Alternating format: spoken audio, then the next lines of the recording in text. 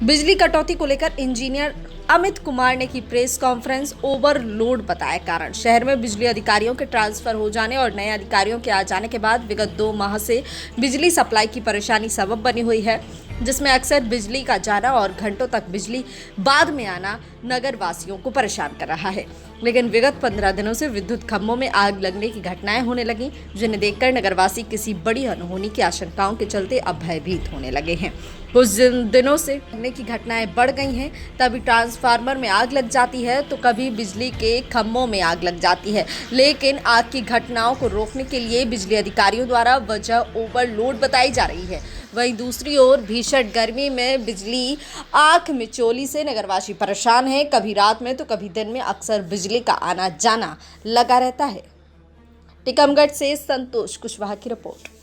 आज का मुख्य उद्देश्य ये है कि आप सभी लोगों को बुलाया, आप लोग आए, इसके लिए धन्यवाद। इसका मुख्य उद्देश्य ये है कि देखिए आए दिन क्या हो रहा है कि हमारे जो टीकमगढ़ शहर में कई जगह ट्रांसफार्मर में आग लग रही है, कोई जो डिस्ट्रीब्यूशन बाग है उसमें आग लग रही है, जिसके कारण क्या होता है कभी रात में 1 बजे तो कभी रात के 3 बजे क्या है कि सप्लाई फेल हो जाती है।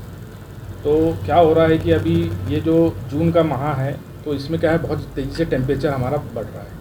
तो टेम्परेचर जब 45 डिग्री और इसके अबव चला जाता है तो जो हमारे अप्लायंसेस होते हैं वो एक निश्चित टेम्परेचर के लिए बने होते हैं। तो जैसे ही जब टेम्परेचर बढ़ता है तो उनकी जो ओवरलोड कैपेसिटी रहती है वो उनकी लिमिट के बाहर हो जाती है, तो उसमें फिर ये आग लगने की और ट्रिपिंग होने की समस्या ज़्यादा बढ़ जाती है। इसके पीछे कोई मेंटेनेंस और इसका कारण नहीं रहता है, मुख्य ये रहता है कि हमारा जो टेम्परेचर बढ़ रहा है इसके कारण ये हो जाता है। जैसा कि अभी पिछली रात में भी यही हुआ था कि हमारे 3-4 जगह आग लग गई, फिर हमारी टीम द्वारा उसको मतलब समय पे पहुंचकर उसको सही किया गया।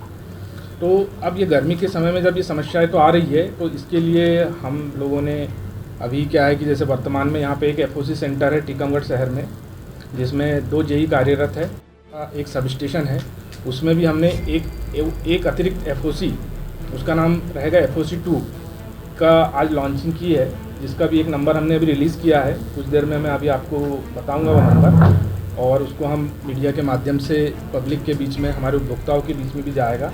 तो जिससे क्या होगा कि जो दोनों नंबर जब जाएंगे तो उस एफओसी का मेन उद्देश्य ये रहेगा कि जहाँ ट्रांसफार्मर जल रहे हैं, जहाँ पे हमारी केबल में आग लग रही है, वो स्पेशल कंप्लेंट वहाँ से अटेंड की जाएगी, जिससे कि कम समय में उपभोक्ताओं को जानकारी देते हुए हम अपनी समस्याओं को निराकरण कर लें।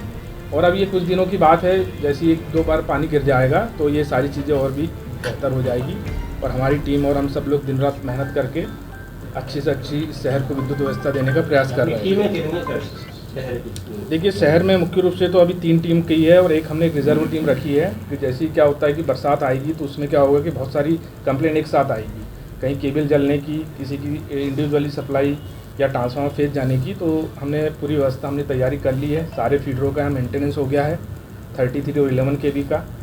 तो काफ़ी अच्छी अभी तैयारियां है हम लोगों की और इसमें हम निरंतर प्रयास कर रहे हैं। सर स्टाफ की क्या स्थिति है? देखिए स्टाफ की कहीं ना कहीं कमी तो है, क्योंकि आए दिन लगातार हमारे अनुभवी स्टाफ रिटायरमेंट हो गए हैं और कुछ का ट्रांसफ़र भी हो गया है।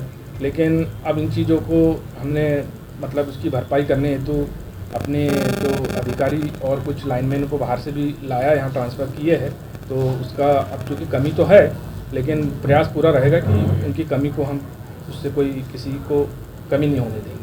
सर बिजली के खंभे विज्ञापन का साधन बने और सपोर्ट का साधन बने, इसके लिए सर कुछ पहल नहीं की है क्या?